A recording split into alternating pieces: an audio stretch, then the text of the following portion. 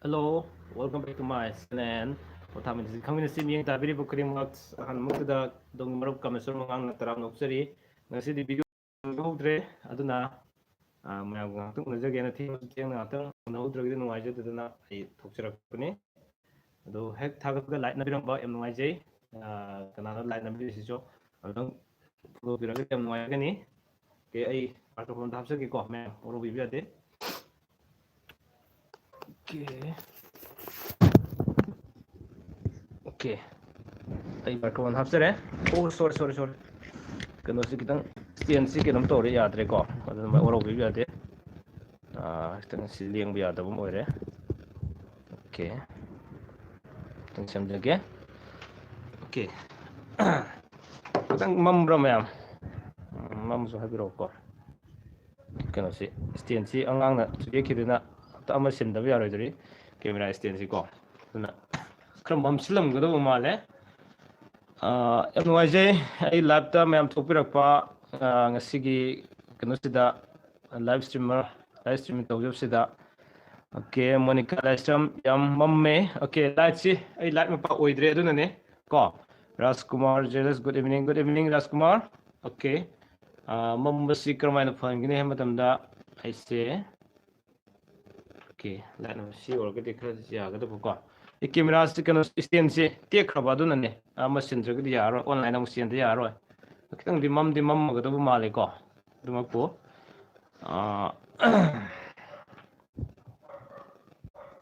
맘도 좀 매am 같은 누가니 이문세 전모니까 얌 누가지 메시지 타비락바 오케이 아도 플루토 무좀 카라 생할로 오케이 ai sengan ke to si kana si stand si kitang si stand si nuai jadro ko aduna mai gi mapa se mai ji khan nem thara go di faga da ba then ado semo budi ya su yai okay ai ngata hogu chabat ai mayam sengan na bu gi dong da mayam kai ke ai chamjar ke to bune adu nuai ro dra mayam ai live thara thok ki bse sak chajare Tony sak chajare 오늘 mayam 오늘 또 kuiri edana asum thokjirakpani ko ai thabak siam nangdaba tu angang tuition he loga matang chai sing chajare aduga ngasi di video thakap tu nangdre aduga mayamna haibirakpa jumalo lamjingi tongan tonba series sing du su dum ai makha samda janaba adum hona jelini thabak tin nangdamna maram orkan da sum ai laki degi lauthok saraga mayam gi sum pothana bagi dong ta sum video si karaga thak sabane marak tan tan ko ꯁꯨꯝ ꯑꯩ ꯌꯨꯝꯕꯥꯜ ꯂꯝꯖꯤꯡꯁꯨ ꯁꯣꯏꯗꯅꯕꯒꯤ ꯃꯌꯥꯝꯗꯣ ꯈꯨꯗꯣꯜ ꯑꯗꯨꯃꯛ ꯇꯝꯖꯔꯛꯈꯤꯒꯦ ꯍꯥꯏꯕꯁꯤ ꯊꯝꯖꯒꯦ 오케이 khitang naksilabudi yabsu yaiko khadi mammagani oro bibi jate light aisi light khitang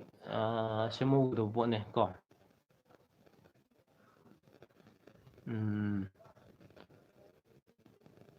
habit sem se har gadi sem yani ko ma'am light se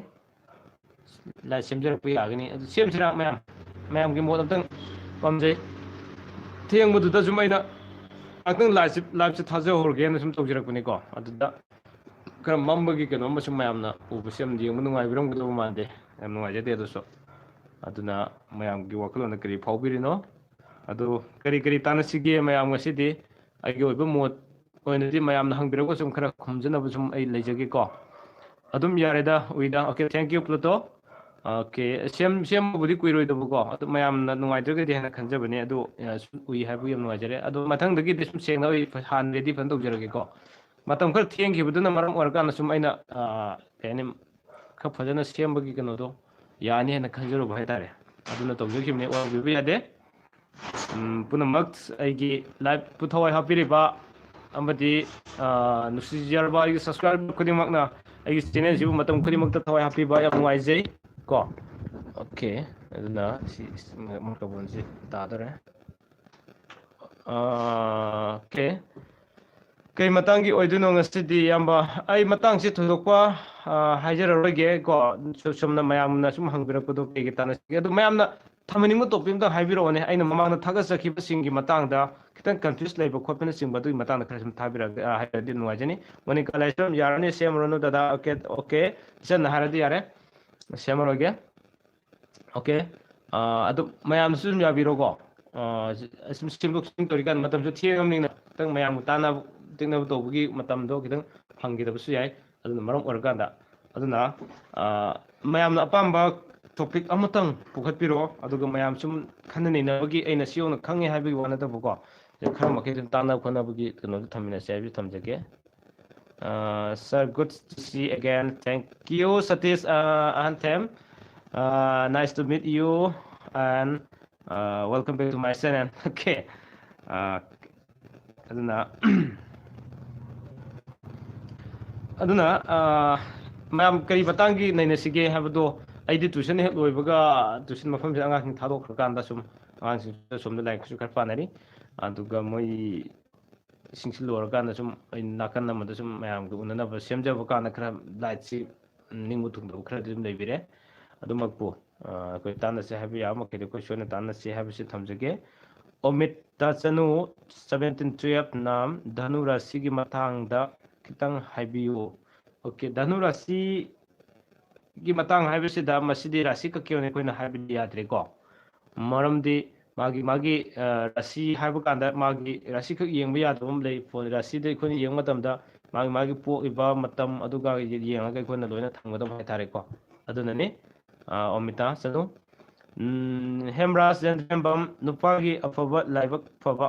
अमा ओइगे हाइबदि नुपी मौ अमना करी मौंग मतौ चटकदगे ओजा याम फजबा टॉपिक अमा पुसिनबेरे हेमराज जेंद्रबम मतम सिगे ओनदि याम कानारबा टॉपिक अमा ओइगने न खंजै ऐ खतंग ऐगे ओइबा मोड खरा थमजगे ऐ असि यौना खंगे उरे हाइजबगी वाति नते अदुबो ऐगे ओइबा मोड खतंग दे थमजगे पुसिनबेरेबा टॉपिक असि याम फजबा टॉपिक अमनि हाइबसि याना थमजगे हेमराज जेंद्रबम पुसिनबेरेबा टॉपिक असे अदो हाइबा टॉपिक असि पुसिनबेरकपगी वहंग असि हंबिरकपगी दमकता अहनमक्तदसु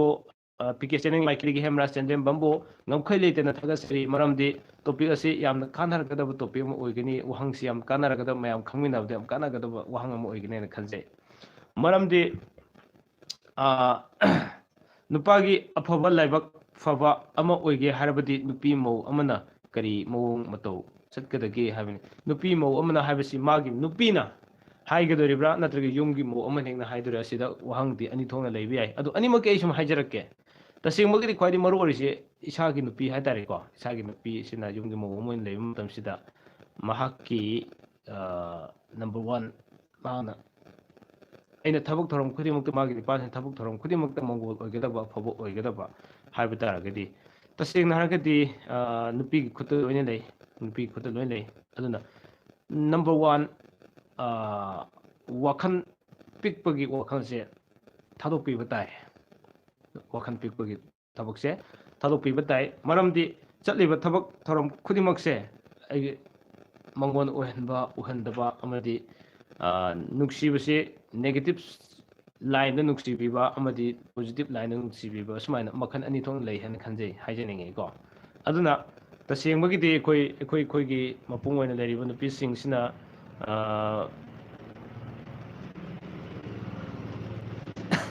ꯊꯃꯣꯏ ꯁꯦꯡꯅ ꯅꯨꯡꯁꯤꯕꯤꯕ ꯍꯥꯏꯕꯁꯤꯗ ꯄꯣꯖꯤꯇꯤꯚ ꯋꯦꯗ ꯅꯨꯡꯁꯤꯕꯤꯕ ꯃꯁꯤ ꯃꯌꯥꯝ ꯗꯔꯀꯥꯔ ꯂꯩ ꯅꯨꯄꯤꯁꯤꯡꯅ ꯑꯩꯈꯣꯏꯕꯨ ꯅꯨꯡꯁꯤꯕꯤꯕ ꯑꯗꯨꯅ ꯇꯁꯦꯡꯕꯒꯤꯗꯤ ꯌꯨꯝꯒꯤ ꯃꯧꯅ ꯏꯃꯨꯡꯗꯨꯒꯤ ꯂꯣꯏꯅ ꯃꯥꯒꯤ ꯃꯈꯨꯠꯇ ꯂꯣꯏꯅ ꯂꯩ ꯍꯥꯏꯕ ꯌꯥꯏ ꯏꯃꯨꯡꯁꯤꯕꯨ ꯁꯦꯝꯒꯠꯄ ꯁꯦꯝꯒꯠꯇꯕ ꯌꯨꯝꯒꯤ ꯃꯧ ꯑꯃ ꯍꯥꯏꯕꯁꯦ ꯌꯨꯝꯒꯤ ꯃꯧ ꯑꯃꯅ ꯆꯠꯀꯗꯧꯔꯤꯕꯁꯦ ꯄꯨꯝꯅꯃꯛꯀꯤ ꯌꯨꯝꯗꯨꯒꯤ ꯑꯩꯈꯣꯏꯒꯤ ꯂꯛꯁꯃꯤ ꯆꯦꯟꯕꯤꯒ ꯍꯥꯏꯅꯕꯗꯣ ꯂꯛꯁꯃꯤ ꯆꯦꯟꯕꯤ ꯏꯃꯣꯏꯅꯨ ꯏꯃꯥꯅꯒ ꯌꯥꯒꯗꯕ ꯀꯣ ꯏꯃꯥꯅ ꯄꯥꯝꯕ ꯌꯨꯝ ꯑꯃꯗ ꯅꯤꯇꯤ ꯅꯤꯌꯣꯝ ꯆꯠꯀꯗꯕ ꯃꯧ ꯑꯃꯗ ꯆꯠꯀꯗꯕ ꯅꯤꯇꯤ ꯅꯤꯌꯣꯝ ꯀꯌꯥ ꯑꯃ ꯏꯃꯣꯏꯅꯨꯒꯤ ꯀꯩꯅꯣꯗ ꯂꯣꯏꯅ ꯊꯝꯕꯤꯔꯝꯃꯦ ꯗꯦꯟ ꯑꯗꯒꯤ ꯑꯃꯅ ꯆꯞ ꯃꯥꯟꯅꯕ ꯂꯝꯕꯤ ꯀꯌꯥꯗ ꯑꯩꯈꯣꯏꯒꯤ ꯂꯛꯁꯃꯤ ꯆꯔꯤꯠ ꯀꯥꯏꯅ ꯂꯩꯕꯅꯦꯀꯣ ꯑꯩꯈꯣꯏ ꯒꯧꯔꯤꯌꯥꯒꯤ ꯀꯩꯅꯣꯗꯁꯨ ꯁꯤ ꯂꯛꯁꯃꯤ ꯆꯔꯤꯠꯇꯁꯨ ꯂꯣꯏꯅ ꯌꯥꯎꯕꯅꯦ ꯃꯁꯤ ꯈꯪꯕ ꯌꯥꯝ ꯗꯔꯀꯥꯔ ꯂꯩ ꯍꯥꯏꯅ ꯈꯜꯂꯦ ꯃꯁꯤꯕꯨ ꯃꯃꯨꯠ ꯇꯥꯅ ꯈꯪꯉꯕ ꯑꯃꯗꯤ ꯃꯁꯤꯕꯨ ꯃꯆꯥ ꯇꯥꯅ ꯅꯩꯅꯔꯒ ꯃꯁꯤꯕꯨ ꯇꯨꯡ ꯀꯣꯏꯅ ꯆꯠꯄ ꯉꯝꯕ ꯃꯧꯗꯨꯕꯨ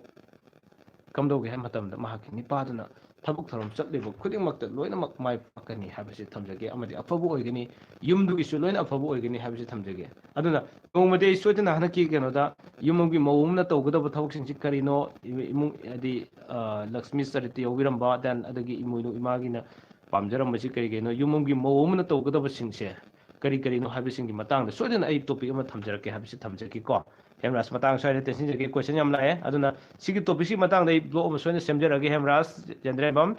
ꯌꯥꯝ ꯐꯖꯕ ꯋꯥꯍꯪ ꯍꯪꯕꯤꯔꯛꯄꯒꯤꯗꯃꯛꯇ ꯑꯃꯗꯤ ꯑꯩꯉꯣꯟꯗꯁꯨ ꯏꯅꯣꯠ ꯑꯃ ꯍꯥꯞꯄꯤꯔꯛꯑꯦ ꯇꯣꯄꯤꯛꯁꯤ ꯃꯇꯥꯡꯗ ꯑꯩꯉꯣꯟꯗ ꯊꯝꯍꯟꯅꯤꯡꯕꯒꯤ ꯄꯣꯠ ꯑꯃ ꯑꯩꯅ ꯕ꯭ꯂꯣꯛ ꯑꯃ ꯁꯦꯝꯅꯤꯡꯕꯒꯤ ꯋꯥꯈꯜ ꯑꯃ ꯄꯨꯁꯤꯟꯕꯤꯔꯛꯑꯦ ꯃꯁꯤꯒꯤꯗꯃꯛꯇꯗꯤ ꯍꯦꯃꯔꯥꯖꯁꯨ ꯌꯥꯝꯅ ꯉꯝꯈꯩ ꯂꯩꯇꯅ ꯊꯥꯒꯠꯆꯔꯤ ꯐꯖꯅ ꯃꯌꯦꯛ ꯁꯦꯡꯅ ꯍꯥꯏꯕꯤꯌꯨ ꯊꯦꯡꯛ ꯌꯨ ꯑꯣꯖꯥ okay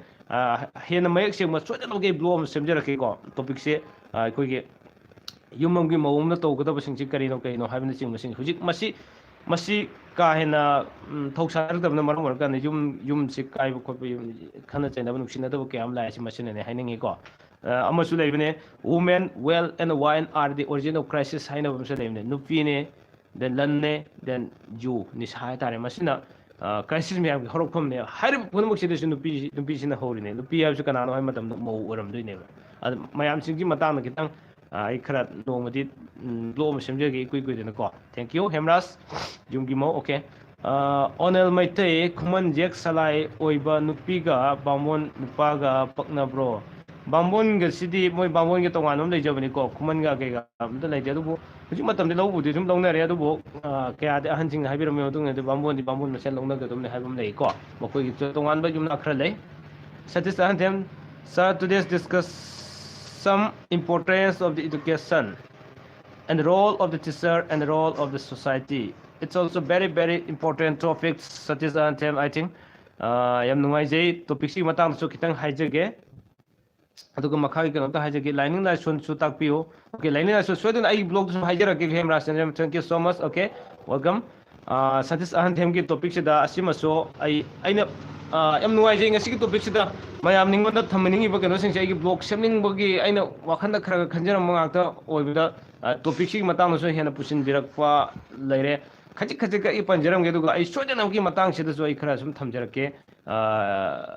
importance of education and the role of teachers and the role of society. The singbagiti ozana oza haibase hiram khuding do oza haibsi yaudaba suya yade oza yaudaba suya yade adun oza sina leiribu makai mafam matam khudimangto ozana leiri makai oza don loina goi society system maktoine karamna semakani chungi jumbi oigadriba mahiroi kya se society ma semna bigidam makoibu semdrisi kanana no ozana ne mamang da thamjaki nakan namaramda ojasina leira emu oiraga then aduga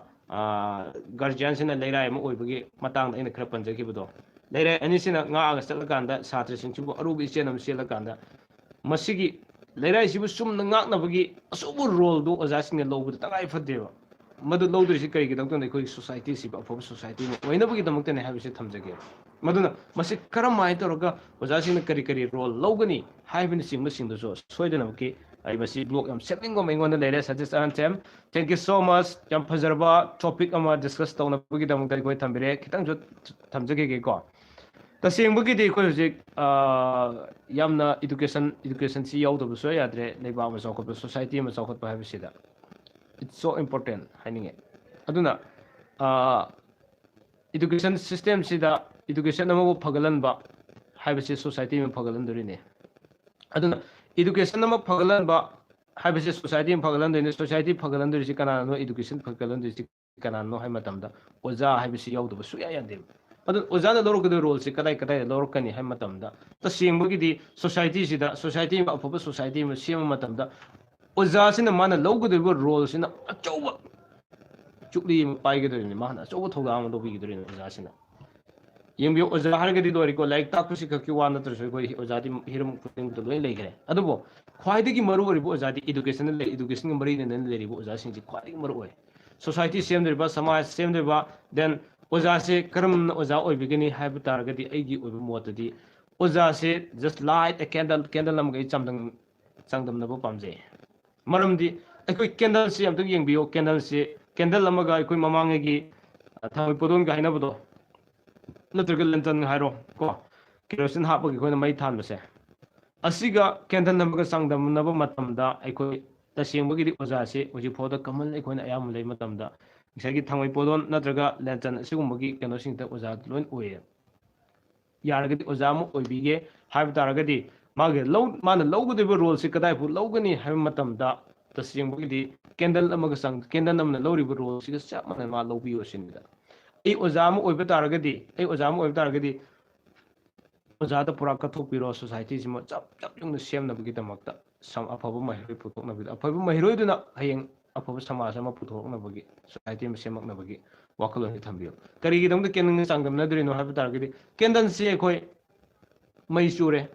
ꯀꯦꯟꯗꯜꯁꯤ ꯂꯣꯏꯈꯤꯕ ꯃꯇꯝꯗ ꯃꯁꯥ ꯃꯊꯟꯇ ꯂꯣꯏꯅ ꯇꯨꯝꯁꯤꯟꯖꯈꯤ ꯂꯣꯏꯅ ꯆꯥꯛꯆꯈꯤ ꯑꯗꯨꯕꯨ ꯊꯥꯡꯃꯩꯄꯣꯗꯣꯟꯒꯨꯝꯕ then ꯑꯗꯒꯤ ꯑꯩꯈꯣꯏꯅ ꯂꯦꯟꯆꯟꯒꯨꯝꯕꯗꯗꯤ ꯃꯥꯒꯤ ꯀꯦꯔꯣꯁꯤꯟꯗ ꯂꯣꯏꯔꯈꯛ ꯃꯨꯠꯆꯈꯤꯕꯅꯤ ꯑꯗꯨꯒ ꯃꯥꯒꯤ ꯀꯩꯅꯣꯗꯤ ꯂꯩꯍꯧꯋꯦ ꯁꯨꯝ ꯑꯗꯨꯅ ꯑꯣꯖꯥ ꯑꯃ ꯑꯣꯏꯕ ꯇꯥꯔꯒꯗꯤ ꯁꯣꯁꯥꯏꯇꯤꯒꯤꯗꯃꯛꯇ ꯁꯃꯥꯖꯀꯤꯗꯃꯛꯇ ꯑꯩꯈꯣꯏ ꯀꯦꯟꯗꯜꯅ ꯇꯨꯝꯈꯤꯕꯗꯨꯝ ꯑꯣꯖꯥ ꯑꯃ ꯑꯣꯏꯅ ꯂꯣꯏ ꯑꯣꯖꯥꯒꯤ ꯄꯨꯟꯁꯤꯁꯤꯗ ꯂꯣꯏꯅ ꯂꯣꯏꯁꯤꯟꯕꯤꯔꯣ ꯁꯤꯅꯦ ꯇꯧꯕ ꯌꯥꯕ ꯊꯕꯛꯇ ꯂꯣꯏꯅ ꯇꯧꯕꯤꯔꯣ ꯁꯤꯅꯦꯗ ꯃꯗꯨꯒꯤ ꯃꯇꯝꯗꯨꯗ ꯑꯩꯈꯣꯏ ꯑꯣꯖꯥ ꯁꯤꯒꯨꯝꯕ ꯗꯥꯏꯇ ꯂꯧꯕꯤꯕꯁꯤ ꯈꯝ ꯊꯦꯡꯅ ꯊꯣꯛꯄꯤꯔꯛꯄ ꯃꯇꯝꯗ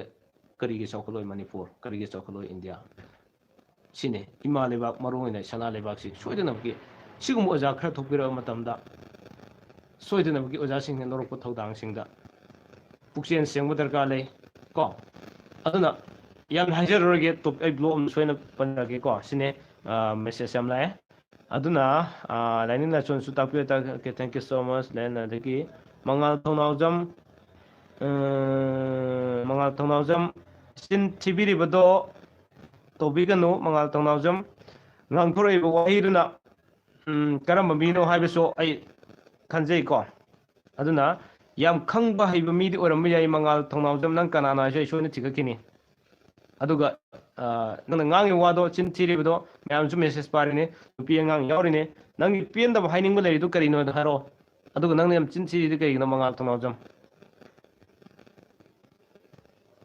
ꯀꯣ ꯑꯗꯨꯒ ꯅꯪ ꯀꯅꯥꯅꯣ ꯍꯥꯏꯁꯦ ꯑꯩ ꯊꯤꯒꯅꯤ ꯑꯗꯨꯒꯨꯝꯕ ꯁꯤꯗ ꯌꯥꯝ ꯃꯄꯥꯟ ꯊꯣꯛ ꯊꯥꯔꯠ ꯀ꯭ꯂꯥꯁꯀꯤ ꯅꯣꯏꯒꯨꯝꯕꯅ ꯁꯤꯗ ꯆꯤꯟ ꯊꯤꯕ ꯌꯥꯕ ꯀꯩꯅꯣꯔꯣ ꯃꯐꯝꯁꯦ ꯌꯦꯡꯅꯤꯡꯗ ꯊꯣꯛꯈꯣ ꯖꯁꯣꯕꯟꯇ ꯌꯥꯝ ꯐꯩ ꯁꯥꯔ ꯖꯁꯣꯕꯟꯇ welcome back to my channel ꯌꯥꯝ ꯐꯖꯩ ꯑꯣꯖꯥꯒꯤ ꯕ꯭ꯂꯣꯛꯁꯤ ꯊꯦꯡꯛ ꯌꯨ ꯁꯣ ꯃꯆ ꯃꯣꯅꯤꯁ ꯌꯥꯝ ꯆꯨꯝꯃꯤ ꯑꯣꯀꯦ ꯊꯦꯡꯛ ꯌꯨ ꯃꯣꯅꯤꯀꯥ ꯂꯥꯏꯁ꯭ꯔꯝ ꯗꯗꯥ ꯅꯨꯄꯥꯁꯨ ꯅꯨꯄꯤꯁꯨ ꯃꯟꯗꯦ ꯉꯥꯛꯇ ꯑꯗꯨꯒ ꯔꯥꯁꯤꯅ ꯅꯨꯄꯥꯅ ꯀꯩꯅꯥ ꯅꯨꯄꯤꯅ ꯃꯦꯁ ꯑꯅꯤꯁꯤ ꯄꯛꯅꯕ꯭ꯔꯥ ꯀꯩ ꯀꯥꯏꯕ ꯂꯩꯒꯦ ꯃꯟꯗꯦ ꯉꯥꯛꯇ ꯑꯣꯏꯕꯁꯤꯗꯤ ꯑꯐꯕ ꯑꯣꯏꯗꯦ ꯆꯐꯨ ꯉꯥꯛꯇ ꯇꯥꯏ ꯏꯆꯟ ꯃꯣꯅꯤꯀꯥ ꯑꯐꯕ ꯑꯣꯏꯗꯦꯀꯣ ꯑꯗꯨꯅ ꯃꯁꯤ ꯀꯥꯏꯅ ꯑꯐꯕ ꯑꯣꯏꯗꯦ ꯍꯥꯏꯕꯁꯤ ꯊꯝꯖꯒꯦ ꯀꯦ ꯑꯗꯨꯅ ꯔꯥꯁꯤꯒꯤꯗꯤ ꯑꯗꯨꯃꯛ ꯈꯔ ꯄꯛꯅꯕ ꯇꯥꯔꯁꯨ ꯅꯨꯃꯤꯠꯀꯤ ꯚꯦꯂꯨꯁꯤꯅ ꯌꯥꯝ ꯁꯥꯊꯤꯕ ꯍꯦꯜꯂꯤꯀꯣ ꯅꯨꯃꯤꯠ ꯄꯛꯅꯗꯕꯁꯤꯅ ꯍꯦꯟꯅ ꯖꯁꯋꯟꯇ ꯌꯥꯝꯕꯦꯝ ꯅꯣꯡꯃꯥꯏꯖꯤꯡ ꯉꯥꯛꯇ ꯄꯣꯛꯃꯤꯟꯅꯕꯁꯤꯒꯤ ꯈꯔ ꯊꯝꯕꯤꯌꯨꯀꯣ ꯑꯣꯀꯦ ꯁꯥꯔ ꯖꯁꯋꯟꯇ ꯑꯍꯥꯟꯕ ꯁꯥꯔ ꯖꯁꯋꯟꯇꯒꯤ ꯃꯦꯁꯦꯖꯁꯦ ꯀꯃꯦꯟꯁꯦ ꯑꯩ ꯁꯣꯏꯗꯅ ꯔꯤꯄ꯭ꯂꯥꯏ ꯄꯤꯖꯒꯦ ꯌꯥꯝ ꯅꯨꯡꯉꯥꯏꯖꯩ ꯁꯥꯔ ꯖꯁꯋꯟꯇ ꯑꯩꯒꯤ ꯂꯥꯏꯐꯇ ꯂꯦꯡꯊꯣꯛꯄꯤꯔꯛꯄ ꯃꯤꯠꯌꯦꯡ ꯇꯥꯃꯤꯟꯅꯕ ꯌꯥꯝ ꯅꯨꯡꯉꯥꯏꯖꯩ ꯑꯗꯣ ꯅꯣꯡꯃꯥꯏꯖꯤꯡ ꯉꯥꯛꯇ ꯄꯣꯛꯄꯁꯦ ꯃꯄꯣꯛ ꯅꯨꯃꯤꯠ ꯃꯥꯟꯅꯕꯁꯦ ꯌꯥꯝ ꯐꯠꯇꯕ ꯑꯣꯏꯌꯦ ꯁꯥꯔ ꯖꯁꯋꯟꯇ ꯍꯥꯏꯕꯗꯤ ꯑꯩꯈꯣꯏꯒꯤ ꯃꯄꯣꯛ ꯅꯨꯃꯤꯠ ꯃꯥꯟꯅꯕꯁꯦ ꯑꯩꯈꯣꯏ ꯆꯐꯨ ꯉꯥꯛꯇ ꯇꯥꯏ ꯆꯐꯨ ꯉꯥꯛꯇ ꯇꯥꯕꯁꯤ ꯆꯐꯨ ꯑꯃꯗꯤ ꯀꯥꯏꯒꯅꯦꯕ ꯆꯐꯨ ꯑꯃ ꯀꯥꯏꯒꯅꯤ ꯃꯤꯟꯁ ꯀꯥꯏꯅꯕ ꯍꯥꯏꯕꯗꯤ ꯂꯩ ꯍꯥꯏꯕ ꯁꯤꯒꯨꯝꯕ ꯈꯔ ꯂꯩ ꯑꯗꯨꯅ ꯁꯥꯔ ꯖꯁꯋꯟꯇ ꯁꯥꯔ ꯖꯁꯋꯟꯇꯒꯤ ꯑꯟꯁꯔꯁꯦ ꯑꯩ ꯁꯨꯃꯥꯏꯅ ꯄꯤꯖꯒꯦꯀꯣ ꯑꯗꯣ ꯍꯦꯟ ꯏꯟ ꯗꯤꯇꯦꯜꯗꯨ ꯀꯔꯤ ꯀꯔꯤ ꯂꯩꯒꯦ ꯍꯥꯏꯕꯗꯣ ꯅꯝꯕꯔꯁꯨ ꯂꯩꯅꯔꯤ ꯁꯥꯔ ꯑꯗꯨꯃꯛ ꯀꯔꯤ ꯀꯔꯤ ꯄꯥꯎꯗꯨ ꯁꯨꯝ ꯐꯥꯎꯅꯁꯦ ꯍꯥꯏꯕꯁꯤ ꯑꯩ ꯊꯝꯖꯒꯦ ꯁꯥꯔ ꯑꯉꯝꯕ ꯊꯥꯛꯇ ꯃꯇꯦꯡ ꯄꯥꯡꯖꯒꯦ ꯂꯣꯡꯖꯝ ꯀꯤꯌꯣꯕꯇꯤ ꯏꯆꯟ ꯀꯤꯌꯣꯕꯇꯤ ꯁꯥꯔꯒꯤ ꯂꯥꯏꯚ ꯌꯦꯡꯗꯕ ꯀꯨꯏꯔꯦ ꯑꯣꯀꯦ ꯑꯩꯁꯨ ꯊꯥꯗꯕ ꯈꯔ ꯀꯨꯏꯔꯦ ꯑꯗꯣ ꯑꯩ ꯍꯦꯛ ꯂꯥꯏꯚ ꯊꯥꯕꯒ ꯊꯣꯛꯄꯤꯔꯛꯏꯕ ꯏꯆꯟ ꯍꯥꯏꯅꯤꯡꯉꯥꯏ ꯂꯩꯇꯅ ꯊꯥꯒꯠꯆꯔꯤ ꯉꯝꯈꯩ ꯂꯩꯇꯅ ꯊꯥꯒꯠꯆꯔꯤ ꯑꯁꯥ ꯀꯣꯏꯖꯝ ꯑꯣꯖꯥ ꯅꯨꯄꯥꯅ ꯁꯟꯗꯦ ꯅꯨꯄꯤꯅ ꯋꯦꯅꯁꯗꯦ ꯁꯟꯗꯦ ꯃꯟꯗꯦ ꯇ꯭ꯌꯨꯁꯗꯦ ꯑꯐꯕ ꯑꯣꯏ ꯀꯃꯥꯏꯅ ꯇꯧꯅꯤ ꯑꯐꯕ ꯑꯣꯏꯒꯗ꯭ꯔꯥ ꯑꯐꯕ ꯑꯣꯏꯅꯤ ꯌꯥꯝ ꯐꯕ ꯑꯣꯏ ꯀꯣ ꯌꯥꯝ ꯄꯛꯅꯕ ꯑꯣꯏꯒꯅꯤ ꯍꯥꯏꯕꯁꯤ ꯊꯝꯖꯒꯦ ꯑꯁꯥ ꯀꯣꯏꯖꯝ ꯑꯣꯀꯦ ꯑꯗꯨꯅ ꯃꯌꯥꯝ ꯁꯤꯗ ꯃꯉꯥꯜ ꯊꯧꯅꯥꯎꯖꯝ ꯍꯥꯏꯅ ꯑꯃ ꯂꯩꯔꯤꯁꯦ ꯑꯃꯨꯛꯇꯪ ꯀꯅꯥꯅꯣ ꯑꯝꯇ ꯌꯦꯡꯕꯤꯌꯣ ꯑꯩ ꯁꯤꯗ ꯐꯣꯟ ꯑꯝꯇꯪ ꯇꯧꯔꯒꯗꯤ ꯌꯦꯡꯖꯒꯦ ꯇꯧꯕꯅꯤꯀꯣ ꯃꯥꯒꯤ ꯃꯦꯁꯦꯖꯁꯦ ꯑꯩꯅ ꯈ꯭ꯋꯥꯏ ꯄꯥꯝꯗꯕ ꯃꯦꯁꯦꯖ ꯀꯃꯦꯟ ꯑꯃ ꯊꯥꯕꯤꯔꯛꯄ ꯍꯥꯏꯇꯥꯔꯦꯀꯣ ꯑꯩ ꯀꯅꯥꯅꯣ ꯑꯝꯇ ꯌꯦꯡꯈꯤꯅꯤ ꯃꯥꯅ ꯍꯥꯏꯅꯤꯡꯕ ꯈꯣꯠꯅꯤꯡꯕꯗꯣ ꯁꯤꯗ ꯃꯥꯒꯤ ꯆꯤꯟ ꯊꯤꯐꯝ ꯅꯠꯇꯦꯕꯁꯦ ꯁꯤꯃ ꯈꯪꯕꯤꯒꯗꯕꯅꯤ ꯃꯌꯥꯝꯅ ꯁꯤꯒꯨꯝꯕ ꯊꯥꯔꯠ ꯀ꯭ꯂꯥꯁ ꯍꯥꯏꯁꯤ ꯃꯥꯒꯤ ꯋꯥꯉꯥꯡ ꯋꯥꯇꯥꯅ ꯂꯣꯏꯅ ꯇꯥꯛꯄꯅꯦ ꯑꯩꯅ ꯇꯧꯔꯤꯁꯤꯕꯣ ꯃꯌꯥꯝꯒ ꯑꯩꯒꯤ ꯈꯨꯗꯣꯡ ꯆꯥꯅꯕ꯭ꯔꯥ ꯁꯤꯕꯣ ꯃꯌꯥꯝ ꯉꯥꯏꯍꯥꯛ ꯁꯨꯝ ꯗꯤꯜ ꯂꯦꯟꯅꯕꯁꯨ ꯅꯠꯇꯦꯅꯦ खंगमिनब याब कहीं खर तौमिनसे हाइबगी सुम तौबवाने हेक लाइव हेक थाबगा मथों खंगदब मी खर सुम लाएबा मोय मैम लोय चेंथनन मी पोदम तो याम नुवाइजदे ओके रेमिका दबी थांग जगा युम चके सगे सिदी कमाय तौगे अमुक यंबियो नुपागी करमनो हाइदो हाइबिरो रेमिका देवी राजकुमार जेलेस को नुपाना थर्सडे नुपीना वेडनेसडे अदु अफबो ओइदे खबै ताई को जसुपंत जाम्बेम थगत चली ओजाबो thank you so much sir जसुपंत ओके आई फोन मचा से उबरम तेंगे कनान तो ठीक है मैं आपने थेंगनर जुम ता हाइबिरा जाम नुवाइजनी को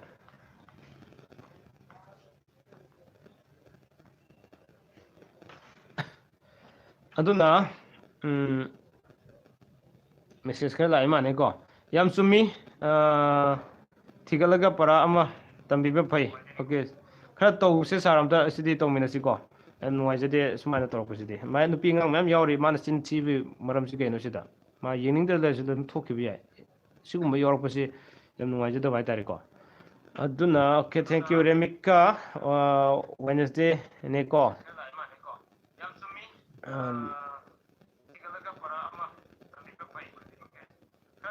युमजगे सगा को युमजगे सगा करी गा हमनो जितो थांग जगा हमने को युमजगे थांग जगा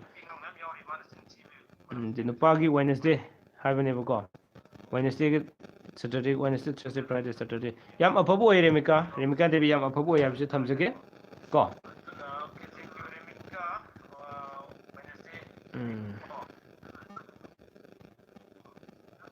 ओके मखा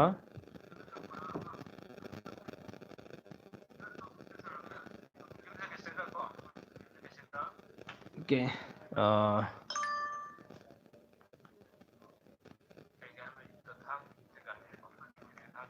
आई करम तेंगे को मैम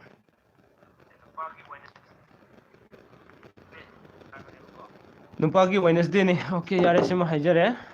जेम्स थोक्सो नुपागी वेडनेसडे नुपीगी Monday Wednesday Thursday Friday Saturday Sunday Monday सपुई वन ताई याम अफबो ओय हमसे थमजगे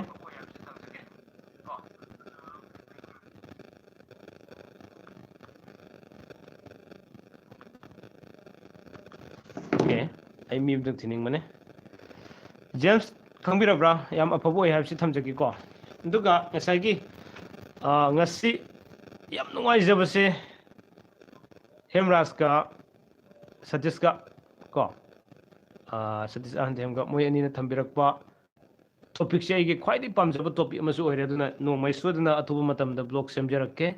हाबिसि थमजगे को अदुगा मयाम करगे तानसिगे हाबिसिंजु मखा दुम हाबिरो आई तोइदोना अतोप टॉपिक सिंगी मतंगदि याम कना हाइजररोइगे को अदुगा सुम मयाम उनतबु कुइबिसिना मरम ओरकान देन ngasi जो वीडियो से सेमजहोदबा सिगी मतम आई सुम थमजरकने ओके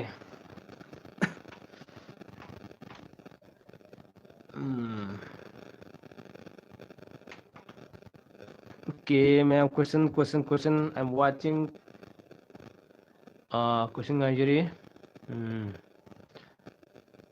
आई अंगांसिंगी लाइक ताकफम जगादने ने फमजैसे ओके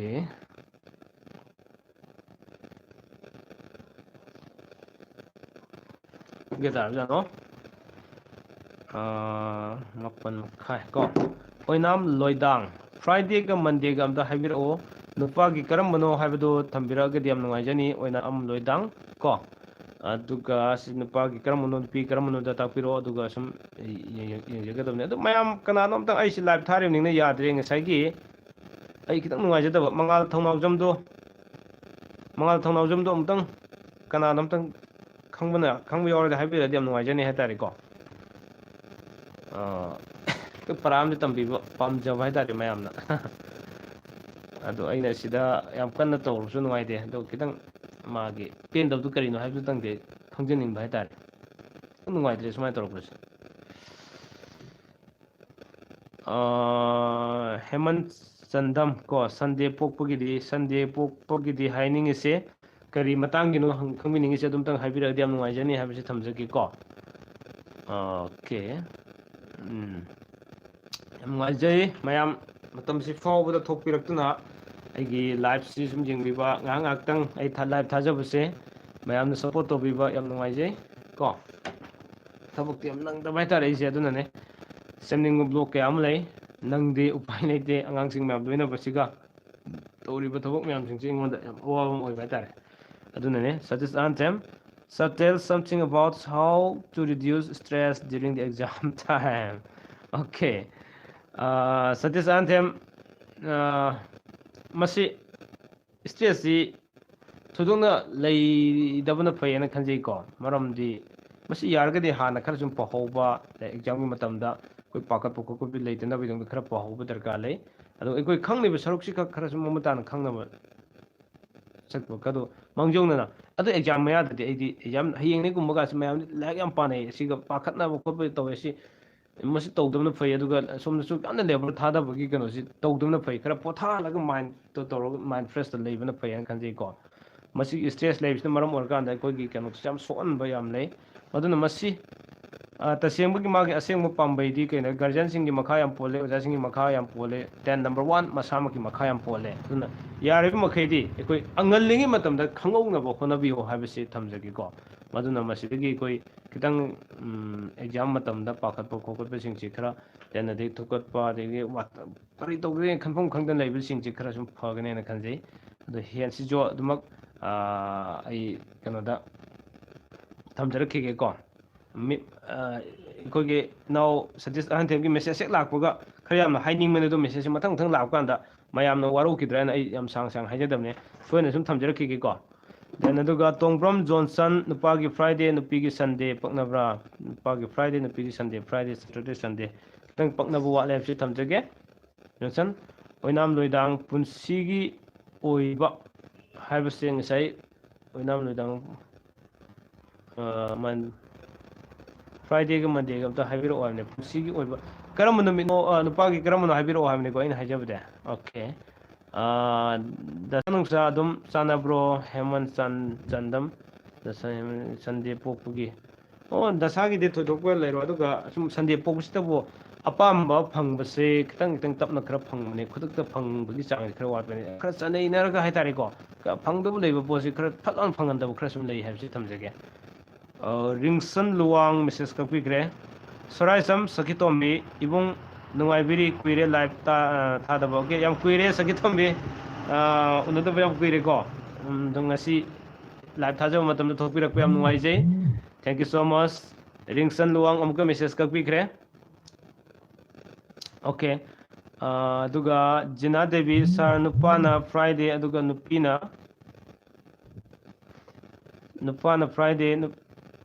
ꯅꯨꯄꯥꯅ ꯐ꯭ꯔꯥꯏꯗꯦ ꯑꯗꯨꯒ ꯅꯨꯄꯤꯅ ꯇꯨꯏꯁꯗꯦ ꯄꯛꯅꯕ꯭ꯔꯣ ꯑꯣꯀꯦ ꯅꯨꯄꯥꯅ ꯐ꯭ꯔꯥꯏꯗꯦ ꯅꯨꯄꯤꯅ ꯇꯨꯏꯁꯗꯦ ꯍꯥꯏꯕꯅꯦꯕꯀꯣ ꯐ꯭ꯔꯥꯏꯗꯦ ꯇꯨꯏꯁꯗꯦ ꯐ꯭ꯔꯥꯏꯗꯦ ꯁꯦꯇꯔꯗꯦ ꯁꯟꯗꯦ ꯃꯟꯗꯦ ꯇꯨꯏꯁꯗꯦ ꯐ꯭ꯔꯥꯏꯗꯦ ꯁꯦꯇꯔꯗꯦ ꯁꯟꯗꯦ ꯃꯟꯗꯦ ꯇꯨꯏꯁꯗꯦ ꯈꯤꯇꯪ ꯄꯛꯅꯕ ꯋꯥꯠꯂꯦ ꯍꯥꯏꯕꯁꯤ ꯊꯝꯖꯒꯦꯀꯣ ꯀꯔꯥꯏꯒꯤꯗ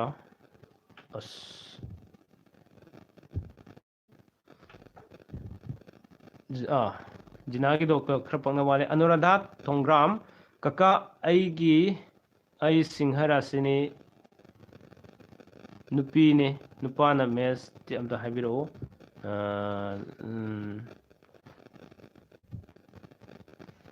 ꯂꯥꯛꯄꯗ ꯉꯥꯏꯔꯤ ꯑꯣꯀꯦ ꯁꯤꯒꯤꯁꯦ ꯁꯤꯈꯛꯀꯤ ꯑꯣꯏꯅ ꯇꯧꯕꯁꯦ ꯅꯨꯃꯤꯗꯥꯡ ꯍꯥꯏꯕ ꯌꯥꯕ ꯂꯩ ꯌꯥꯗꯕ ꯂꯩ ꯑꯗꯨꯅ ꯍꯧꯖꯤꯛꯇꯤ ꯍꯥꯏꯖꯔꯔꯣꯏꯒꯦꯀꯣ ꯑꯃꯨꯛꯇꯪ ꯑꯩꯒꯤ ꯃꯦꯁꯦꯖꯇ ꯆꯪꯕꯤꯔꯛꯑꯣ ꯑꯗꯨꯒ ꯋꯥꯆꯞ ꯆꯪꯕꯤꯔꯛꯑꯣ ꯑꯗꯨꯒ ꯑꯩ ꯁꯣꯏꯅ ꯑꯉꯥꯟꯕꯗ ꯍꯥꯏꯖꯔꯛꯀꯦ ꯀꯣ ꯑꯅꯨꯔꯥꯙꯥ ꯋꯥꯔꯧꯕꯤꯕ ꯌꯥꯗꯦ ꯅꯪꯒꯤ ꯐꯅꯕꯒꯤꯗꯃꯛꯇꯅꯦ ꯑꯩꯅ ꯍꯥꯏꯖꯔꯤꯁꯦ ꯑꯣꯏꯅꯥꯝ ꯅꯨꯄꯥꯒꯤ ꯐ꯭ꯔꯥꯏꯗꯦ ꯅꯨꯄꯤꯒꯤ ꯃꯟꯗꯦ ꯐ꯭ꯔꯥꯏꯗꯦ ꯁꯦꯇꯔꯗꯦ ꯁꯟꯗꯦ ꯃꯟꯗꯦ ꯑꯣꯏ ꯑꯐꯕ ꯑꯣꯏꯀꯣ ꯑꯣꯏꯅꯥꯝ ꯂꯣꯏꯗꯥꯡ ꯌꯥꯝ ꯑꯐꯕ ꯑꯣꯏ ꯆꯐꯨꯒ ꯆꯦꯀꯞꯀ ꯇꯥꯏ ꯌꯥꯝ ꯑꯐꯕ ꯑꯣꯏ ꯔꯤꯡꯁꯟ ꯂꯨꯋꯥꯡ ꯃꯦꯁꯦꯖ ꯂꯥꯛꯄꯤꯔꯦ ꯑꯣꯖꯥ ꯑꯩ ꯁꯤꯡꯍ ꯔꯥꯁꯤꯅꯤ ꯅꯨꯄꯤꯅ ꯃꯤꯊꯨꯟꯅꯤ ꯄꯛꯅꯕ꯭ꯔꯣ ꯅꯣꯡꯃꯥꯏꯖꯤꯡ ꯅꯨꯃꯤꯠꯇ ꯄꯣꯛꯏ ꯑꯗꯨꯒ ꯑꯩꯗꯤ ꯅꯨꯄꯤꯅ ꯊꯔꯁꯗꯦ ꯄꯣꯛ ꯉꯥꯎꯔꯦ ꯅꯨꯄꯤꯅꯁꯨ ꯍꯥꯜꯂꯦ ꯈꯤꯇꯪ ꯄꯛꯅꯕ ꯋꯥꯠꯂꯦ ꯍꯥꯏꯕꯁꯤ ꯊꯝꯖꯒꯦꯀꯣ ꯔꯤꯡꯁꯟ ꯈꯤꯇꯪ ꯄꯛꯅꯕ ꯋꯥꯠꯂꯦ ꯑꯗꯨ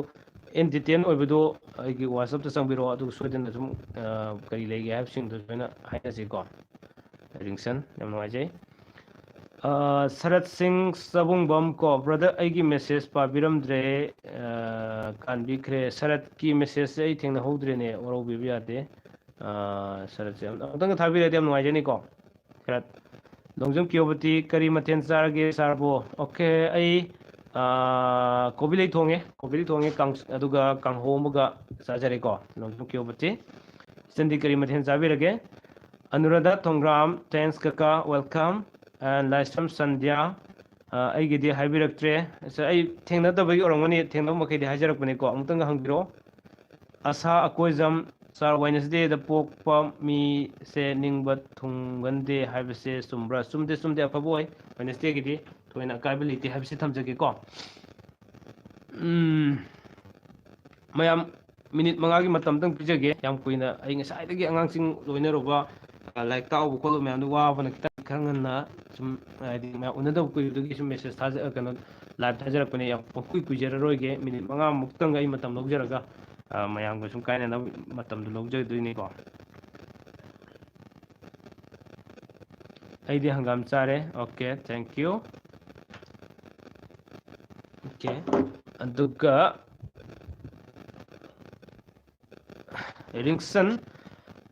ꯁꯟꯗꯦ ꯄꯣꯛꯄ ꯀꯨꯆꯨ ꯃꯨꯕꯁꯤ ꯀꯩꯗꯧꯒꯦ ꯃꯤꯅ ꯐꯠꯇꯦ ꯍꯥꯏꯁꯦ ꯀꯨꯆꯨꯒꯤꯗꯃꯛ ꯑꯐ ꯐꯠꯇꯕ ꯍꯥꯏꯕ ꯑꯃ ꯂꯩꯇꯦꯀꯣ ꯑꯗꯨꯅ ꯊꯝꯖꯒꯦ ꯔꯤꯡꯁꯟ ꯑꯗꯨꯒ ꯑꯣꯀꯦ ꯖꯁꯣꯕꯟꯇꯖꯥꯃꯤ ꯑꯣꯀꯦ ꯁꯥꯔ ꯑꯣꯖꯥ ꯅꯣꯡꯃꯥꯏꯖꯤꯡ ꯄꯣꯛꯄꯒꯤ ꯑꯝꯇ ꯍꯥꯏꯕꯤꯔꯝꯃꯨ ꯅꯣꯡꯃꯥꯏꯖꯤꯡ ꯄꯣꯛꯄꯁꯤ ꯅꯤꯡꯕꯗꯤ ꯊꯨꯡꯉꯒꯁꯨ ꯁꯠ ꯁꯠ ꯂꯥꯎꯅ ꯐꯪꯗꯕ ꯍꯥꯏꯇꯥꯔꯦꯀꯣ ꯑꯄꯥꯝꯕ ꯄꯣꯠꯁꯛꯁꯦ ꯑꯗꯨꯃꯥꯏꯅ ꯈꯔ ꯂꯩꯒꯅꯤ ꯑꯗꯨꯒ ꯌꯥꯝ ꯋꯥꯔꯕ ꯃꯇꯨꯡꯗ ꯍꯥꯏꯗꯤ ꯈꯔ ꯂꯥꯛꯅꯔꯒ ꯑꯗꯨꯃꯥꯏꯅ ꯐꯪꯒꯟꯕꯈꯔ ꯂꯩꯌꯦ ꯅꯣꯡꯃꯥꯏꯖꯤꯡ ꯄꯣꯛꯄꯁꯦ ꯐꯪꯒꯗꯕ ꯄꯣꯠ ꯂꯩꯔꯕ ꯃꯇꯝꯁꯤꯗ ꯁꯠ ꯁꯠ ꯂꯥꯎꯅ ꯐꯪꯗꯕ ꯃꯤꯅ ꯍꯦꯛ ꯍꯥꯟꯈ꯭ꯔ ꯃꯇꯨꯡꯗ ꯑꯩꯅ ꯀꯣꯟꯅ ꯐꯪꯕꯒꯨꯝꯕ ꯁꯤꯒꯨꯝꯕ ꯈꯔ ꯁꯨꯝ ꯂꯩꯒꯜꯂꯦ ꯍꯥꯏꯇꯥꯔꯦꯀꯣ ꯅꯣꯡꯃꯥꯏꯖꯤꯡꯁꯦ ꯑꯗꯨ ꯊꯝꯖꯒꯦ ꯁꯥꯔ ꯗꯦꯟ ꯑꯗꯨ ꯑꯣꯏꯅꯥꯝ ꯂꯣꯏꯗꯥꯡ ꯀꯀꯥ ꯑꯩꯒꯤ ꯏꯆꯥꯒꯤ ꯐ꯭ꯔꯥꯏꯗꯦ ꯄꯣꯛꯆꯩ ꯃꯥꯒꯤ ꯄꯨꯟꯁꯤꯒꯤ ꯑꯝꯇ ꯍꯥꯏꯕꯤꯔꯛꯑꯣ ꯑꯗꯨꯒ ꯍꯥꯏꯕꯤꯔꯛꯑꯗꯤ ꯀꯀꯥꯕꯨ ꯊꯥꯒꯠꯆꯔꯤ ꯑꯣꯏꯅꯥꯝ ꯂꯣꯏꯗꯥꯡ ꯑꯩꯒꯤ ꯋꯥꯆꯞꯇ ꯆꯪꯕꯤꯔꯛꯑꯣ ꯑꯗꯨꯒ ꯃꯥꯒꯤ ꯔꯥꯁꯤꯁꯨ ꯍꯥꯏꯕꯤꯔꯛꯑꯣ ꯀꯣ ꯍꯧꯖꯤꯛ ꯑꯗꯨ ꯏꯟ ꯗꯤꯇꯦꯜꯗꯣ ꯐꯖꯅ ꯑꯩ ꯑꯉꯥꯟꯕꯗ ꯍꯥꯏꯕꯤꯒꯦ ꯍꯧꯖꯤꯛ ꯀꯩꯅꯣꯗ ꯃꯥꯒꯤ ꯑꯉꯥꯡꯁꯤꯡꯒꯤ ꯑꯣꯏꯔꯒꯗꯤ ꯑꯉꯥꯟꯕꯗ ꯐꯖꯅ ꯍꯥꯏꯕꯤꯒꯦ ꯍꯥꯏꯁꯦ ꯊꯝꯖꯒꯦꯀꯣ ꯁꯣꯔꯥꯏꯁꯦꯝ ꯁꯈꯤꯇꯣꯝꯕꯤ ꯐ꯭ꯔꯥꯏꯗꯦ ꯄꯣꯛꯄꯁꯦ ꯅꯤꯡꯕ ꯊꯨꯡꯕ ꯈꯔ ꯋꯥꯠꯄ꯭ꯔꯣ ꯏꯕꯨꯡ ꯋꯥꯠꯇꯦ ꯊꯣꯏꯗꯣꯛꯅ ꯋꯥꯠꯄ ꯂꯩꯇꯦ ꯐ꯭ꯔꯥꯏꯗꯦꯒꯤꯗꯤ ꯑꯐꯕ ꯑꯣꯏ ꯂꯥꯏꯁ꯭ꯔꯝ ꯁꯟꯙ꯭ꯌꯥ ꯑꯩꯒꯤꯁꯦ ꯑꯅꯤꯔꯛ ꯊꯥꯖꯕꯅꯦ ꯁꯨꯡꯉꯥꯏ ꯍꯥꯏꯕꯤꯌꯨ ꯑꯩꯉꯣꯟꯗ ꯃꯦꯁꯦꯖ ꯌꯧꯖꯔꯛꯇꯦ ꯑꯗꯨꯅꯅꯦ ꯁꯟꯙ꯭ꯌꯥ ꯀꯣ ꯑꯩ ꯑꯃꯃꯝꯇ ꯁꯨꯝ ꯇꯞ ꯇꯞꯅ ꯍꯥꯏꯒꯠꯆꯔꯒ ꯁꯨꯝ ꯌꯦꯡꯖꯕꯅꯦ ꯃꯦꯁꯦꯖ ꯑꯩꯉꯣꯟꯗ ꯌꯧꯔꯛꯇꯕꯒꯨꯝ ꯑꯃ ꯇꯧꯋꯦ ꯑꯗꯨꯅꯅꯦ ꯁꯟꯙ꯭ꯌꯥ ꯋꯥꯔꯧꯕꯤꯕ ꯌꯥꯗꯦ ꯌꯧꯔꯛꯑꯒꯗꯤ ꯑꯩ ꯀꯔꯤꯒꯤ ꯄꯥꯗꯅꯤꯒꯦ ꯃꯌꯥꯝꯒꯤ ꯃꯦꯁꯦꯖ ꯄꯥꯖꯒꯦ ꯍꯥꯏꯕꯒꯤꯗꯃꯛꯇ ꯃꯌꯥꯝꯒꯤ ꯃꯦꯁꯦꯖ ꯈꯨꯝꯖꯒꯦ ꯍꯥꯏꯕꯒꯤꯗꯃꯛꯇ ꯑꯩ ꯊꯥꯖꯕꯅꯤꯀꯣ ꯑꯣꯀே ꯔꯤꯡꯁꯟ ꯂꯨꯋꯥꯡ ꯁꯤꯡꯍ ꯔꯥꯁꯤꯒꯤ ꯃꯔꯝꯗ ꯈꯔ ꯍꯥꯏꯕꯤꯔꯛꯑꯣ ꯔꯥꯁꯤꯒꯤꯁꯤꯁꯨ ꯑꯩ ꯑꯉꯥꯟꯕꯗ ꯍꯥꯏꯖꯒꯦ ꯔꯤꯡꯁꯟ ꯂꯨꯋꯥꯡ ꯍꯧꯖꯤꯛ ꯍꯥꯏꯕ ꯌꯥꯗꯕ ꯈꯔ ꯂꯩꯀꯣ ꯑꯗ ꯑꯐꯕ ꯂꯩꯔꯝꯃꯁꯨ ꯐꯠꯇꯕꯅ ꯁꯨm ꯅꯝꯈꯤꯗꯧꯕ ꯍꯥꯏꯇꯥꯔꯦ ꯑꯗꯨꯅꯅꯦ ꯑꯗꯨꯅ ꯑꯩ ꯁꯨꯝ ꯍꯥꯏꯖꯗꯕꯅꯤꯀꯣ ꯀꯀꯥꯒꯤ ꯅꯝꯕꯔ ꯈꯪꯗꯦ ꯀꯀꯥ ꯑꯣꯏꯅꯥꯝ ꯂꯣꯏꯗꯥꯡ ꯑꯣꯀꯦ ꯑꯩ ꯅꯝꯕꯔ ꯍꯥꯏꯖꯔꯛꯀꯦ ꯑꯩ ꯋꯥꯆꯞ ꯀꯩꯅꯣꯗ ꯋꯥꯆꯞ ꯅꯝꯕꯔ ꯂꯥꯏꯚ ꯈꯨꯗꯤꯡꯒꯤ ꯁꯨꯝ ꯍꯥꯏꯖꯕꯅꯦ ꯉꯁꯤꯁꯨ ꯍꯥꯏꯖꯔꯛꯀꯦ ꯏꯕꯤꯌꯨ 70059833896 ꯑꯃꯨꯛꯀ 70059833896 ꯌꯥꯔꯝꯃꯅꯤ ꯈꯟꯖꯩ ꯂꯥꯏꯁ꯭ꯔꯝ ꯁꯟꯙ꯭ꯌꯥ ꯑꯣꯀꯦ ꯃꯦꯁꯦꯖ ꯐꯪꯕꯤꯔꯦ ꯂꯥꯏꯁ꯭ꯔꯝ ꯁꯟꯙ꯭ꯌꯥꯒꯤ ꯍꯟꯗꯛꯇꯤ ꯅꯨꯄꯤꯒꯤ ꯁꯟꯗꯦ ꯅꯨꯄꯥꯒꯤ ꯇꯨꯏꯁꯗꯦ ꯁꯟꯗꯦ ꯃꯟꯗꯦ ꯇꯨꯏꯁꯗꯦ ꯆꯥꯅꯕ꯭ꯔꯣ ꯀꯃꯥꯏꯅ ꯇꯧꯒꯦ ꯑꯝꯇ ꯍꯥꯏꯕꯤꯔꯛꯑꯣ ꯃꯁꯤ ꯆꯥꯅꯕ ꯈꯔ ꯋꯥꯠꯂꯦ ꯈꯥꯕꯩ ꯇꯥꯏꯀꯣ ꯂꯥꯏꯁ꯭ꯔꯝ ꯁꯟꯙ꯭ꯌꯥ ꯇꯣꯡꯕ꯭ꯔꯝ ꯖꯣꯟꯁꯟ ꯅꯨꯄꯤꯒꯤ ꯙꯅꯨ ꯔꯥꯁꯤ ꯅꯨꯄꯥꯒꯤ ꯀꯩꯅꯥ ꯔꯥꯁꯤ ꯄꯛꯅꯕ꯭ꯔꯣ ꯃꯁꯤ ꯍꯥꯏꯖꯔꯔꯣꯏꯒꯦ ꯑꯉꯥꯟꯕꯗ ꯍꯥꯏꯖꯔꯒꯦꯀꯣ ꯑꯩ ꯋꯥꯆꯞꯇ ꯆꯪꯕꯤꯔꯛꯑꯣ ꯄ꯭ꯂꯨꯇꯣ ꯃꯨꯇꯨꯝ ꯃꯟꯗꯦ ꯄꯣꯛꯄꯁꯤ ꯁꯥꯔ ꯔꯥꯁꯤꯅ ꯇꯨꯂꯥꯅꯤ ꯗꯥꯎ ꯌꯥꯒꯟꯗꯕ꯭ꯔꯥ ꯗꯥꯎ ꯌꯥꯒꯅꯤ ꯀꯔꯤꯒꯤ ꯌꯥꯗꯅꯤꯒꯦ ꯗꯥꯎ ꯌꯥꯒꯟꯕꯅꯤ ꯀꯣ ꯗꯥꯡꯃꯩ ꯔꯦꯛꯁ ꯗꯥꯡꯃꯩ ꯋꯥꯠꯁꯑꯞ ꯑꯣꯀꯦ ꯑꯩ ꯋꯥꯆꯞ ꯅꯝꯕꯔ ꯍꯥꯏꯕꯤꯔꯛꯑꯣ ꯍꯥꯏꯔꯣ ꯇꯣꯝꯁ ꯖꯨꯝꯅꯥꯝ ꯅꯨꯄꯥꯒꯤ ꯋꯦꯅꯁꯗꯦꯒꯤ ꯁꯦꯇꯔꯗꯦ ꯋꯦꯅꯁꯗꯦ ꯊꯔꯁꯗꯦ ꯐ꯭ꯔꯥꯏꯗꯦ ꯁꯦꯇꯔꯗꯦ ꯑꯐꯕ ꯑꯣꯏ ꯍꯥꯏꯕꯁꯤ ꯊꯝꯖꯒꯦ ꯇꯣꯝꯁ ꯖꯨꯝꯅꯥꯝ ꯌꯥꯝ ꯅꯨꯡꯉꯥꯏꯖꯩ ꯃꯌꯥꯝ ꯃꯦꯁꯦꯖ ꯊꯥꯕꯤꯔꯛꯄ ꯑꯩꯒꯤ ꯂꯥꯏꯚꯁꯤꯕꯨ ꯃꯄꯨꯡ ꯐꯥꯍꯟꯕꯤꯕ ꯄꯨꯝꯅꯃꯛꯄꯨ ꯉꯝꯈꯩ ꯂꯩꯇꯅ ꯊꯥꯒꯠꯆꯔꯤ ꯑꯩꯅ ꯉꯥꯡꯈꯤꯕꯗ ꯁꯣꯏꯈꯤꯕ ꯋꯥꯔꯧꯈꯤꯕ ꯃꯌꯥꯝ ꯂꯩꯕꯁꯤꯡꯗꯣ ꯈꯥꯕꯩ ꯇꯥꯕꯁꯤ ꯌꯥꯝ ꯆꯥꯟꯅꯗꯕ꯭ꯔꯣ ꯑꯃꯇ ꯍꯥꯏꯕꯤꯔꯝꯃꯨ ꯄ꯭ꯂꯤꯖ ꯂꯥꯏꯁ꯭ꯔꯝ ꯁꯟꯗ꯭ꯌꯥ ꯈꯥꯕꯩ ꯇꯥꯕꯁꯤ ꯈꯤꯇꯪ ꯅꯨꯡꯉꯥꯏꯅ ꯂꯩꯕ ꯈꯔ ꯋꯥꯠꯂꯦ ꯈꯥꯕꯩ ꯈꯔ ꯁꯥꯅ ꯑꯣꯠꯈꯥꯏꯅꯕ ꯈꯔ ꯂꯩ ꯍꯥꯏꯕꯁꯤ ꯊꯝꯖꯒꯦꯀꯣ ꯊꯦꯡꯛ ꯌꯨ ꯀꯀꯥ ꯑꯣꯀꯦ ꯋꯦꯜꯀꯝ ꯂꯨꯋꯥꯡ ꯋꯦꯅꯁꯗꯦꯒꯤ ꯃꯔꯝꯗ ꯈꯔ ꯍꯥꯏꯕꯤꯔꯝꯃꯨ ꯍꯥꯏꯕꯤꯌꯨ ꯋꯦꯅꯁꯗꯦꯒꯤꯗꯤ ꯊꯣꯏꯅ ꯑꯀꯥꯏꯕ ꯂꯩꯇꯦ ꯑꯐꯕ ꯁꯨꯝ ꯑꯣꯏ ꯑꯗꯨꯒ ꯑꯐꯕ ꯉꯥꯛꯇꯅ ꯄꯨꯈꯤꯕ ꯉꯥꯛꯇ ꯅꯠꯇꯦ ꯐꯠꯇꯕ ꯈꯔꯁꯨ ꯁꯨꯝ ꯌꯥꯎꯔꯛꯀꯅꯤ ꯍꯥꯏꯕꯗꯤ ꯇꯨꯡ ꯏꯟꯅꯔ ꯁꯨꯝ ꯈꯔ ꯆꯠꯀꯅꯤ ꯍꯥꯏꯕꯅꯤꯀꯣ ꯑꯗꯨꯅ ꯃꯥꯡ ꯊꯥꯔ ꯆꯠꯄꯗꯤ ꯑꯐꯕꯅ ꯈꯔ ꯁꯨꯝ ꯃꯥꯡ ꯊꯥꯔ ꯆꯠꯂꯦ ꯍꯥꯏꯕꯁꯤ ꯊꯝꯖꯒꯦ ꯀꯣ ꯃꯤꯠꯌꯦꯡ ꯇꯥꯕꯤꯔꯤꯕ ꯈꯨꯗꯤꯡꯃꯛ ꯑꯩ ꯉꯁꯤ ꯂꯥꯏꯚ ꯂꯣꯏꯁꯤꯟꯖꯔꯒꯦ ꯑꯣꯖꯥ ꯑꯃꯒ ꯂꯥꯛꯑꯦ ꯌꯥꯁꯣꯕꯟꯇ ꯑꯣꯖꯥ ꯌꯥꯝꯅ ꯅꯨꯡꯉꯥꯏꯔꯦ ꯃꯪ ꯐꯔꯁꯦ ꯍꯌꯨꯝ ꯍꯌꯥ ꯁꯤꯗꯕ ꯃꯄꯨꯅ ꯌꯥꯏꯐꯔꯦ ꯁꯥꯔ ꯒꯨꯗ ꯅꯥꯏꯠ ꯃꯪ ꯐꯔꯁꯦ ꯑꯣꯀꯦ ꯃꯌꯥꯝ ꯄꯨꯝꯅꯃꯛꯄꯨꯁꯨ ꯀꯥꯏꯅꯅꯕ ꯌꯥꯊꯪ ꯅꯤꯖꯒꯦ ꯁꯦ ꯑꯦꯅꯤ ꯇꯥꯏꯝ ꯊꯥꯔꯛꯄ ꯌꯥꯕ꯭ꯔꯥ ꯅꯣ ꯄ꯭ꯔꯣꯕ꯭ꯂꯦꯝ ꯂꯣꯏ ꯌꯥꯏ ꯀꯩꯁꯨ ꯀꯥꯏꯗꯦ ꯑꯗꯨ ꯇꯧꯕꯇꯕꯨ ꯑꯩꯅ ꯍꯜꯂꯛꯄ ꯃꯇꯝꯗꯗꯤ ꯑꯩꯅ ꯅꯪꯕ ꯃꯇꯝꯗ ꯍꯟꯖꯔꯛꯀꯦ ꯃꯦꯁꯦꯖ ꯑꯗꯨꯝ ꯊꯥꯕꯤꯔꯛꯑꯣ ꯀꯩꯁꯨ ꯀꯥꯏꯕ ꯂꯩꯇꯦ ꯇꯣꯝ ꯆꯨꯝꯅꯥꯝ ꯋꯦꯅꯁꯗꯦ ꯑꯣꯏꯕ ꯔꯥꯁꯤꯅ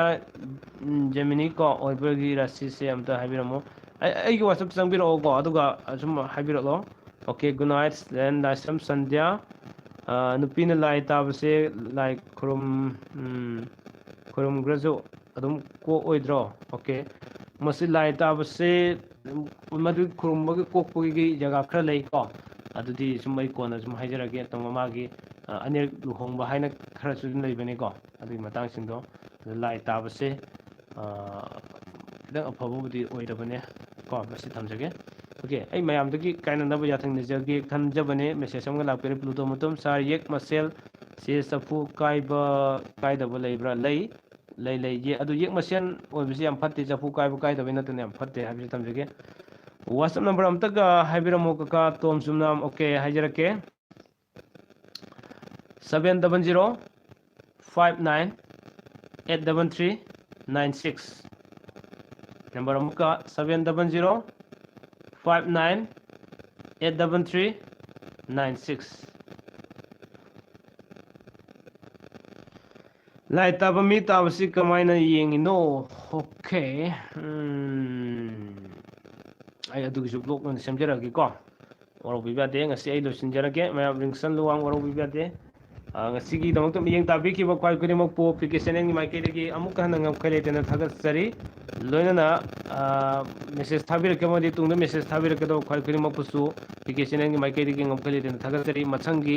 ꯂꯥꯏꯚ ꯏꯁꯇ꯭ꯔꯤꯃꯔꯗ ꯃꯄꯨꯡ ꯐꯥꯅ ꯑꯃꯨꯛꯇꯪ ꯃꯌꯥꯝ ꯎꯅꯃꯤꯟꯅꯁꯤ ꯉꯁꯤꯗꯤ ꯑꯩꯉꯣꯟꯗ ꯑꯩꯒꯤ ꯑꯋꯥꯕ ꯈꯔ ꯂꯩꯕ ꯍꯥꯏꯕ ꯇꯥꯔꯦꯀꯣ ꯉꯁꯥꯏꯗꯒꯤ ꯑꯉꯥꯡꯁꯤꯡ ꯂꯥꯏꯔꯤꯛ ꯇꯥꯛꯎꯕ ꯈꯣꯠꯂꯨꯕ ꯁꯦꯟꯅꯔꯨꯕ ꯃꯌꯥꯝꯗꯨꯅ ꯈꯤꯇꯪ ꯑꯩꯉꯣꯟꯗ ꯈꯔ ꯋꯥꯔꯛꯄ ꯈꯔ ꯂꯩꯔꯦ ꯑꯗꯨꯅ ꯋꯥꯔꯧꯕꯤꯕ ꯌꯥꯗꯦ ꯉꯥꯏꯔꯒ ꯃꯌꯥꯝ ꯋꯥꯔꯤ ꯋꯥꯇꯥꯏ ꯉꯥꯏꯍꯥꯛ ꯁꯥꯟꯅꯕ ꯐꯪꯖꯕ ꯑꯩ ꯀꯣꯛꯅꯤ ꯃꯍꯩ ꯌꯥꯜꯂꯦ ꯈꯟꯖꯔꯤꯕꯅꯤ ꯃꯌꯥꯝꯅ ꯅꯤꯡꯕ ꯊꯨꯡꯗꯕ ꯂꯩꯕ ꯈꯨꯗꯤꯡꯃꯛꯇꯨ ꯊꯥꯗꯣꯛꯄꯤꯔꯀꯥꯟꯗ ꯄꯨꯝꯅꯃꯛꯄꯨ ꯑꯃꯨꯛ ꯍꯟꯅ ꯊꯥꯒꯠꯆꯕ ꯐꯣꯡꯗꯣꯛꯆꯔꯤ ꯃꯦꯁꯦꯖ ꯊꯥꯕꯤꯔꯛꯄ ꯀꯃꯦꯟ ꯊꯥꯕꯤꯔꯛꯄ ꯗꯦꯟ ꯑꯗꯒꯤ ꯑꯩꯒꯤ